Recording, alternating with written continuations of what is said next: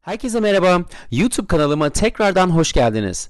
Bir önceki videomuzda evliliğe dayanan yeşil kart başvurularında 4 ana form var demiştik. Ve sizlerle öncelikle ABD vatandaşı eşin formu ve sonra da sizin yeşil kart başvuru formunuz hakkında konuşmuştuk. Şimdi bu videoda sizlerle sağlık kontrolü prosedürü ve geri kalan diğer formlar hakkında konuşacağız. Ama öncesinde bu video serimizi kaçırmamak için kanalıma abone olmayı lütfen unutmayın.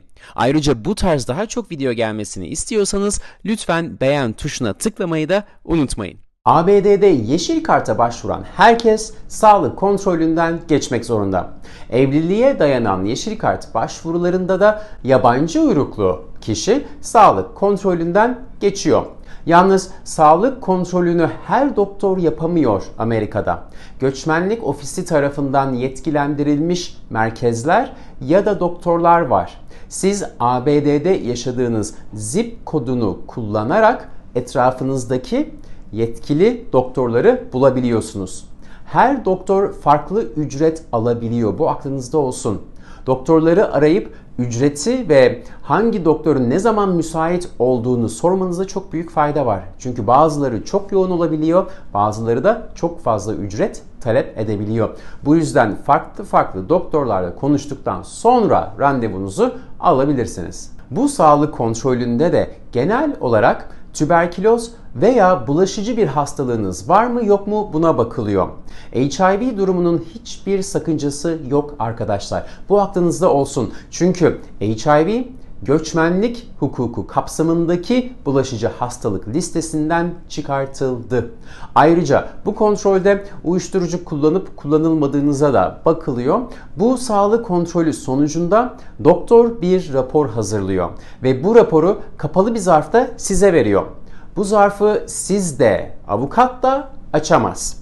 Zarfı göçmenlik ofisindeki memurun açması gerekiyor. Ama doktordan raporun açık bir kopyasını isteyebilirsiniz. Açık kopyasına biz bakıyoruz her şey yolunda mı değil mi diye ve kapalı açılmamış kopyayı da göçmenlik ofisine sunuyoruz eğer her şey yolundaysa. Bu sağlık kontrolünün de son geçerlilik tarihi var arkadaşlar.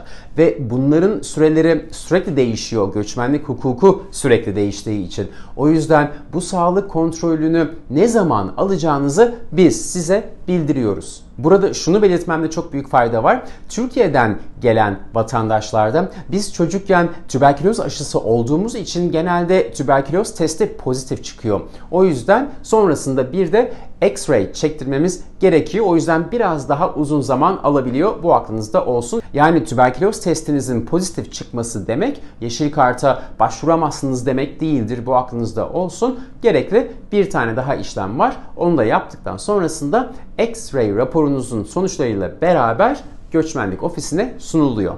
Bu arada ABD vatandaşı olan eş, yabancı uyruklu olan eşe finansal sponsor yani kefil oluyor. Bu ne demek?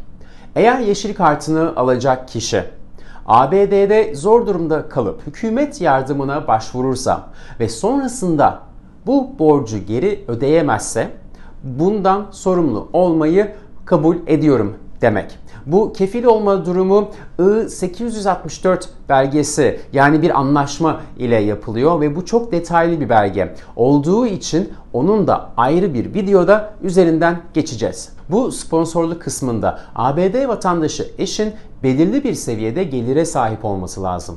ABD vatandaşı olan eş yılda 20-25 bin dolar civarında para kazanıyorsa bu yeterli olabiliyor şu anda. Bu miktar tabii ki 2 kişilik bir aile için geçerli. Eğer çocuk varsa ya da ABD vatandaşı kişi kendi ailesine bakıyorsa o zaman tabii ki bu rakam biraz daha artıyor. ABD vatandaşı olan eşin sponsor olabilmesi için çalışıyor olması gerekiyor. Eğer eş çalışmıyorsa o zaman üçüncü bir kişi de sponsorluk anlaşmasına eklenebiliyor. Bunun detaylarını da dediğim gibi ayrı bir videoda anlatacağım. Çünkü bu video zaten çok uzun oluyor. O yüzden takipte kalmayı unutmayın. Amerikan vatandaşı eşten son 3 yıllık vergi beyanları, şu anda çalıştığına dair bilgi ve belgeler alıyoruz ve bu şekilde bu form hazırlanıyor. Aklınızda tutmanız gereken bir önemli durum var. ABD vatandaşı eşin sorumluluğu. Diyelim ki bir boşanma oldu. Boşanma bu sorumluluğu ortadan kaldırmıyor. ABD vatandaşı olan eşin bu kefil sorumluluğu, yardımcı uyruklu olan eşi ABD vatandaşı olana kadar veya 10 yıl süreyle devam ediyor. Şimdi bir diğer hususta yabancı uyruklu eşin ABD'de hükümet yardımına başvurmamış olması gerekliliği. Bu hükümet yardımları çok farklı. Federal hükümet yardımı var, eyalet hükümet yardımı var, şehir hükümetleri yardımı var. O yüzden eğer ABD'de bu 3 farklı hükümetten bir ya da birden fazlasından yardım aldıysanız bu yardımı lütfen bizimle paylaşın. Çünkü bazı yardımlar, özellikle federal seviyedeki yardımlar belki yeşil kart başvurunuzu etkileyebilir. Bazıları da etkilemeyebilir. Bunu lütfen bizimle konuşun. Şimdi 4 tane başvuru var demiştik bu videonun en başında. Bir tanesi I-130 dilekçesi, bir diğeri I-485 yeşil karta başvuru formu. Şimdi diğer ikisi de şu şekilde.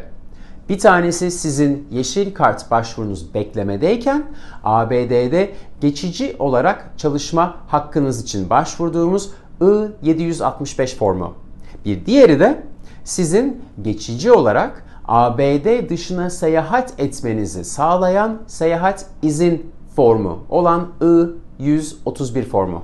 Eğer avukatınız olacaksa ve yeşil kart başvurunuzu kendiniz yapmayacaksanız bu form numaralarını bilmenize gerek yok.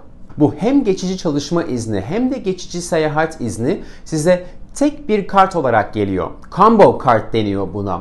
Bu kart ile ABD'de yeşil kart başvurunuz devam ettiği sürece yasal olarak çalışabiliyorsunuz. Eğer Amerika dışına seyahat etmeniz gerekiyorsa bu kart ile seyahat edebiliyorsunuz. Ancak bu kart gelmeden ABD dışına çıkmamanız gerekiyor arkadaşlar. Bu kart eskiden başvuru yaptıktan sonra 2 ay içerisinde çıkıyordu. Şu anda maalesef bu süre uzadı. 7-8 ay sürdüğü de olabiliyor maalesef bu kartınızın çıkması. Şimdi toparlamam gerekirse evliliğe dayanan yeşil kart başvurusunda şu 4 ana işlem yapılıyor. 1. ABD vatandaşı eşin sizin için başvurduğu dilekçe sunuluyor. 2. Sizin yeşil kart başvurunuz yapılıyor. 3. Geçici çalışma iznine başvurunuz yapılıyor. Ve 4. Geçici seyahat belgenize başvurunuz yapılıyor. Bütün bu formlar dolduruluyor ve ilk aşamada gerekli olan belgeler ile birlikte göçmenlik ofisine başvurunuz yapılıyor ve yeşil kart süreciniz başlamış oluyor. Bu tabii ki çok heyecanlı ve bir o kadar da mutlu bir süreç. Çok da detayı olan bir süreç tabii ki. O yüzden her hafta bu konu hakkında yeni videolar yayınlamak istiyorum. Eğer siz de benim bu serime devam etmemi istiyorsanız bu videoyu beğenmeyi lütfen unutmayın. Yeni videolarımızı kaçırmamak için de kanalıma abone olmayı unutmayın lütfen. Eğer evliliğe dayalı yeşil kart sahibi olma süreciyle ilgili sorularınız varsa bu videonun altına yorumlar kısmına yapabilirsiniz. Sorularınızı çoğunlukla bir sonraki videolarda açıklamaya çalışıyorum. Ayrıca ben Instagram'dan da sık sık kısa videolar yayınlıyorum sorularınıza cevap verme amaçlı. Instagram'dan da beni takipte kalırsanız çok mutlu olurum. Her zamanki gibi bu videoyu izlediğiniz için çok teşekkür ederim ve bir sonraki videomda görüşmek üzere, hoşça kalın. Bu arada ben evliliğe dayanan yeşil kart başvurularına ofiste mutlu başvurular diyorum. Çünkü evlendiniz, yeni bir hayata başladınız. Önünüzde umuyoruz ki çok mutlu bir süreç olacak ve biz de bunun bir parçası olmaktan dolayı çok gurur duyuyoruz tabii ki. Evet, iltica başvurularından farklı olarak evlilik başvuruları tabii ki daha mutlu başvurular. Evlendiniz, yeni bir hayata başladınız, sevdiğiniz kişiyle berabersiniz.